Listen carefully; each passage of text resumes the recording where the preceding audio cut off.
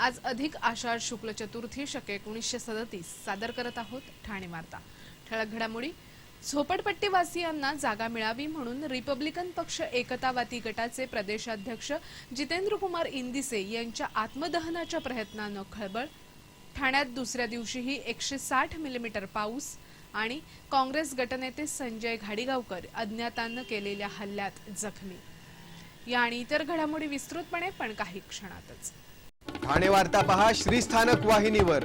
आता सकाळी 9:15 पासून रात्री 9:15 पर्यंत ठाणे वार्ता, ठाण्यातील पहिलं दृकश्राव्य माध्यम। श्रीस्थानक वाहिनी ठाण्याची स्वतःची वाहिनी। ठाण्यातील घडामोडी, कार्यक्रम, वादविवाद, अगदी गाणी, नाटक याचा आनंद घर बसल्या पहा श्रीस्थानक वाहिनी। आपल्या ठाण्याचं हक्काचं व्यासपीठ श्रीस्थानक वाहिनी। ठाणे वार्ता आता संकेतस्थळावर देखील ठाणेवार्ता.com वर क्लिक करा आणि ठाण्याच्या घडामोडी जाणून घ्या। ठाण्यातील पहिलं ऑनलाईन माध्यम ठाणेवार्ता.com। नमस्कार मंडळी, दर रविवारी पाहायला विसरू नका। नमस्कार मंडळी, आपल्या प्रश्नांचं थेट उत्तर। ठाणे वार्ता पहा श्रीस्थानक वाहिनीवर। आता सकाळी 9:15 पासून रात्री 9:15 पर्यंत ठाणे वार्ता, ठाण्यातील पहिलं दृकश्राव्य माध्यम।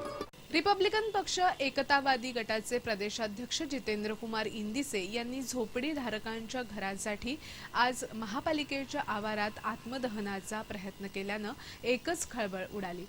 वर्तकनगर प्रभाग समिती अंतर्गत येणाऱ्या भीमनगर, जानकादेवी नगर, कुमारनगर, दिलीप इंदिसे नगर अशा भागातील सुमारे 2000 झोपडपट्टी धारकांचं BSUP योजनेत पुनर्वसन करण्याची गेल्या अनेक वर्षांची मागणी आहे। ठाणे महापालिकेनं तसा प्रस्तावही मंजूर केलाय। या मागणीसाठी काही महिन्यांपूर्वी रिपब्लिकन पक्ष एकतावादी गटाच्या वतीनं मोर्चाही काढण्यात आला होता। त्यावेळी पालिका आयुक्तांनी समन्वय समिती स्थापन करून हा प्रश्न निकाली काढण्याचं आश्वासन दिलं होतं। मात्र अद्यापही या नागरिकांचं पुनर्वसन करण्यात आलं नाही। त्यातच कालच्या पावसानं या भागातील नागरिकांच्या घरांमध्ये पाणी शिरलं। ही गोष्ट पालिका अधिकाऱ्यांना सांगूनही त्यांनी दुर्लक्ष केल्याचा आरोप करत जितेंद्र कुमार इंदिसे यांनी पालिका मुख्यालयात अंगावर रॉकेल ओतून आत्मदहन करण्याचा प्रयत्न केला। पालिकेचे अतिरिक्त आयुक्त सुनील चव्हाण यांनी मध्यस्थी करण्याचा प्रयत्न केला। ही चर्चा फिसकटल्यानं पालिका आयुक्तांशी चर्चा करण्याचा प्रयत्न झाला, पण त्यामध्येही तोडगा न निघाल्यानं इंदिसे यांनी पालिका मुख्यालयात पुन्हा एकदा आत्मदहनाचा प्रयत्न केला। अखेर पोलिसांनी त्यांना अटक केली। सलग 3 तासापेक्षा अधिक काळ हा गोंधळ सुरू असल्यानं ठाणे महापालिका मुख्यालयाला पोलीस छावणीचं स्वरूप आलं होतं। तर पालिकेची सर्व प्रवेशद्वारं बंद करण्यात आल्यानं नागरिकांची ही कामं खोळंबली होती। ठाण्यात सलग दुसऱ्या दिवशीही पावसानं हजेरी लावली असून ठाण्यामध्ये आज सकाळपर्यंत 160 मिलीमीटर पावसाची नोंद झाली आहे। आज तिसऱ्या दिवशीही पाऊस सुरूच आहे। सुदैवानं आज कुठल्याही भागात पाणी साचल्याचं दिसत नाही। काल झालेल्या तुफानी पावसामुळे ठाणे महापालिकेच्या आपत्ती व्यवस्थापन कक्षाकडे एकूण 74 तक्रारी दाखल झाल्या। यामध्ये आग लागण्याची 1, शॉर्ट सर्किटच्या 3, झाडं पडण्याच्या 24, फांद्या पडण्याच्या 5, नाल्याची भिंत पडण्याची 1, भिंत पडण्याच्या 3, घर पडण्याची 1, गच्चीचा स्लॅब पडण्याची 1, पाणी साठण्याच्या 15 तर इतर 19 प्रकारच्या तक्रारी आल्या होत्या। आज सकाळी तर पाणी तुंबण्याच्या घटना बघायला मिळाल्या नाहीत। वाहतूकही सर्वत्र सुरू आहे। पालकमंत्री एकनाथ शिंदे यांनी ठाणे महापालिका आणि जिल्हास्तरीय आपत्ती व्यवस्थापन कक्षाला भेट देऊन पाहणी केली आणि समस्या अडीअडचणींची विचारपूस केली। काल झालेल्या जोरदार पावसामुळे ठाण्यातील किसननगर येथील एक जुना डेरेदार वृक्ष जवळच्याच इमारतीवर कोसळल्यामुळे काही काळ घबराट निर्माण झाली होती। मात्र पडलेला हा वृक्ष हटवण्याचं काम पालिकेनं त्वरित सुरू केलं। आज 2 दिवसानंतर प्रथमच सूर्याचं दर्शन झालं, पण दुपारनंतर मात्र पुन्हा पाऊस सुरू झाला होता। ठाणे महापालिकेतील काँग्रेसचे गटनेते संजय घाडीगावकर यांच्यावर काल रात्री अज्ञात व्यक्तीनं केलेल्या हल्ल्यात ते जखमी झाले आहेत। संजय घाडीगावकर किसननगर इथे आपल्या मित्राबरोबर बोलत असताना 2 व्यक्ती आल्या आणि त्यांनी संजय घाडीगावकर यांच्या डोक्यात लोखंडी पाईपनं जोरदार प्रहार केला। त्यांच्या मित्रालाही मारहाण करण्यात आली। संजय घाडीगावकर यांच्या डोक्याला जबर मार लागला असून काही टाके घालण्यात आल्याचं सांगितलं जातं। सध्या त्यांच्यावर ज्युपिटर रुग्णालयात उपचार सुरू आहेत। संजय घाडीगावकर यांच्यावर नक्की हल्ला का झाला हे अद्याप समजू शकलेलं नाही. मात्र गेले काही दिवस त्यांनी महापालिकेतील गैरकारभार आणि भ्रष्टाचाराविरोधात जोरदार आघाडी उघडली होती. परिवहन समितीची निवडणूकही त्यांच्या आक्षेपामुळे स्थगित ठेवावी लागली होती. ठाणे महापालिकेच्या वतीनं उद्या जागतिक योग दिन साजरा केला जाणार आहे. ठाणे महापालिका मुख्यालयात सकाळी 6 ते पावणे 8 या वेळात हा योग दिन साजरा करण्यात येणार असून योगाचार्या रंजना तिवारी या प्रमुख मार्गदर्शक म्हणून उपस्थित राहणार आहेत. महापौरांच्या हस्ते सकाळी 6 वाजता दीप प्रज्वलन करून योग दिनाची सुरुवात होणार असून त्यानंतर योगाचं महत्त्व यावर व्याख्यान आयोजित करण्यात आलं आहे. या मार्गदर्शक व्याख्यानानंतर ध्यानधारणा आणि योग शिबिर आयोजित करण्यात आले. महापालिका आयुक्त संजीव जयस्वाल यांच्या उपस्थितीत हा योग दिन साजरा केला जाणार आहे. ठाणे वार्ता पहा श्रीस्थानक वाहिनीवर. आता सकाळी 9:15 पासून रात्री 9:15 पर्यंत ठाणे वार्ता, ठाण्यातील पहिलं दृकश्राव्य माध्यम. आपला परिसर स्वच्छ आणि सुंदर ठेवण्यासाठी ठाणे महापालिकेत सहकार्य करा. ओला सुका कचरा वेगवेगळा जमा करा आणि रोगराईपासून मुक्तता मिळवा.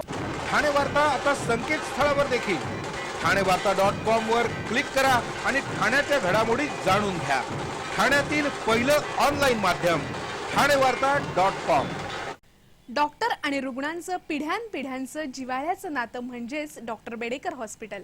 आता अत्याधुनिक सोयी सुविधा आणि तंत्रज्ञानयुक्त वंध्यत्व निवारण केंद्रात IVF आणि टेस्ट ट्यूब बेबीचीही सुविधा. Doctor Bedekar hospital, Maharshi Karvepath, Thane. 65 वर्षांची निरंतर सेवा. Jaipuri jewellery exhibition cum sale. 50% बचत. American diamond sets, mangalsutra, fancy bracelet, fancy earring top, radium आणि गोल्ड प्लेटेड बांगड्या आणि अन्य ज्वेलरी फक्त जयपुरी ज्वेलरी एक्झिबिशन मध्ये, अशोका बेसमेंट जवळ, गोखले रोड, नौपाडा, ठाणे पश्चिम. ठाणे वार्ता पहा श्रीस्थानक वाहिनीवर. आता सकाळी 9:15 पासून रात्री 9:15 पर्यंत ठाणे वार्ता, ठाण्यातील पहिलं दृकश्राव्य माध्यम. कळव्यातील वाघोबा नगरमध्ये पावसाच्या पाण्यात अडकलेल्या 8 कुटुंबांची आपत्ती व्यवस्थापन पथकानं सुखरूप सुटका केली. काल ठाण्यामध्ये जोरदार पाऊस झाला. दुपारी 4:30 पर्यंत 236 मिलीमीटर पाऊस झाला होता. त्यातच भरती असल्यामुळे अनेक ठिकाणी पावसाच्या पाण्याचा निचरा होऊ शकला नाही.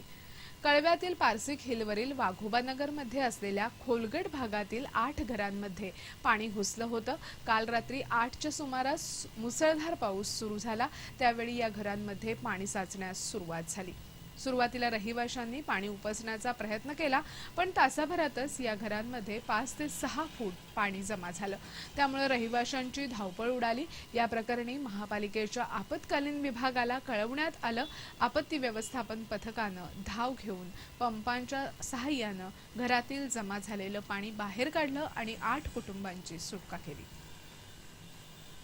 ठाण्यातील डॉक्टरांनी वारंवार होणाऱ्या डॉक्टरांवरील हल्ल्याच्या विरोधात आता सामाजिक संकेतस्थळांचा आधार घेतला आहे.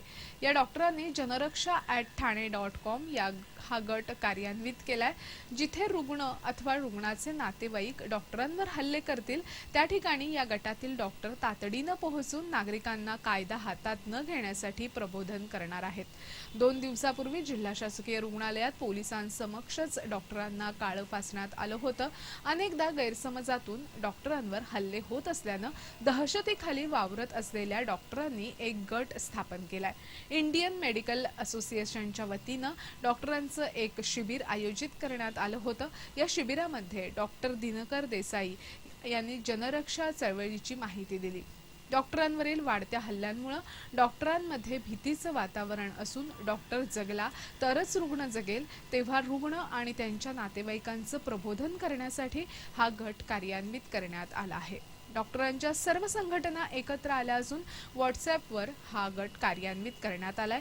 एखाद्या डॉक्टरवर हल्ला झाल्यास इतर डॉक्टरांना त्याची माहिती तात्काळ मिळून मदत मिळू शकेल, असा यामागे उद्देश आहे. आगामी पावसाळी अधिवेशनापूर्वी मंत्रिमंडळाचा विस्तार होणार असल्याची चर्चा असली तरी महायुतीतील मित्रपक्षांना महामंडळाच्या नियुक्त्यांमध्ये 10% जागा देण्याचं आश्वासन मुख्यमंत्री आणि भारतीय जनता पक्षाचे प्रदेश अध्यक्ष रावसाहेब दानवे यांनी दिलं आहे, अशी माहिती शिवसंग्राम संघटनेचे नेते आमदार विनायक मेटे यांनी ठाण्यात बोलताना दिली. शिवसंग्राम संघटनेच्या राज्य कार्यकारिणीची बैठक ठाण्यात झाली, त्यावेळी ते बोलत होते. या बैठकीत युती शासनाकडून मिळणाऱ्या वागणुकीबद्दल कार्यकर्त्यांनी नाराजी व्यक्त केल्याचं सांगून आगामी निवडणुका मित्रपक्षांशी चर्चा करून लढवण्याचे संकेत विनायक मेटे यांनी यावेळी दिले. या बैठकीत मेटे यांनी कार्यकर्त्यांच्या भावना जाणून घेतल्या. यावेळी फडणवीस यांचं सरकार समन्वयानं काम करत असल्याचं प्रशस्तीपत्रक मेटे यांनी दिलं. आगामी पावसाळा अधिवेशनापूर्वी मंत्रिमंडळात संधी आणि महामंडळात 10% जागा देण्याचं आश्वासन मिळाल्याचं मेटे यांनी सांगितलं. अरबी समुद्रात उभारण्यात येणाऱ्या शिवस्मारकाबाबत काही अडचणी असल्या तरी येत्या दिवाळीपर्यंत सर्व अडथळे दूर होतील असंही त्यांनी सांगितलं. शिवस्मारकाला विरोध करणारी MIM जातीय द्वेष पसरवत असल्यानं त्यांची सखोल चौकशी करावी अशी मागणीही विनायक मेटे यांनी यावेळी केली. ठाणे महापालिकेनं पाणीपट्टी आणि मालमत्ता करवाढीचं संकट ठाणेकरांवर लादलं असून ठाण्यातील गरीब आणि कष्ट करणाऱ्या जनतेचं पाणी महाग आणि श्रीमंतांचं पाणी स्वस्त करण्यात आलं आहे. त्यामुळे ही दरवाढ रद्द करावी अशी मागणी स्वराज अभियानानं पालिका आयुक्तांकडे केली आहे. झोपडी आणि निवासी चाळीतील रहिवाशांना 130 रुपये दर म्हणजे प्रति चौरस फुटाला 52 पैसे ते 81 पैसे, 200 चौरस फुटाच्या घराला 200 रुपये म्हणजे प्रति चौरस फुटाला 80 पैसे, 750 चौरस फुटाच्या घराला 250 रुपये म्हणजे प्रति चौरस फुटाला 49 ते 33 पैसे, 750 ते 1000 चौरस फुटाच्या घराला 280 रुपये म्हणजे प्रति चौरस फुटाला 31 पैसे ते 28 पैसे असा पाण्याचा दर पडतो. थोडक्यात छोट्या जागेत राहणाऱ्या गरीबाला अधिक दर तर मोठ्या जागेत राहणाऱ्या श्रीमंतांना कमी दर असा अन्याय या दरवाढीत झाला आहे. महापालिकेनं पाण्याचा पुरवठा एकाच दरानं करणं आवश्यक आहे. पाणीपट्टी पाठोपाठ जललाभ करामुळे 5% दरवाढ होणार आहे. याशिवाय मलनिस्सारण कर 60% वाढवण्यात आला आहे. हे निषेधार्ह असल्याचं स्वराज अभियानात म्हटलं आहे. पालिकेतील भ्रष्टाचारावर अंकुश आणून आयुक्तांना मोठा निधी मिळू शकतो, पण त्रासदायक आणि हितसंबंधांना धक्का लावण्यापेक्षा सहनशील नागरिकांना वेठीस धरणं सोपं आहे. त्यामुळेच दरवाढीचे प्रस्ताव प्रशासन आणतं आणि सामान्य माणसाचं हित सांभाळण्यासाठी निवडून दिलेले नगरसेवक या दरवाढीला मंजुरी देतात. ही अन्यायकारक दरवाढ रद्द करावी अशी मागणी स्वराज अभियानानं केली आहे.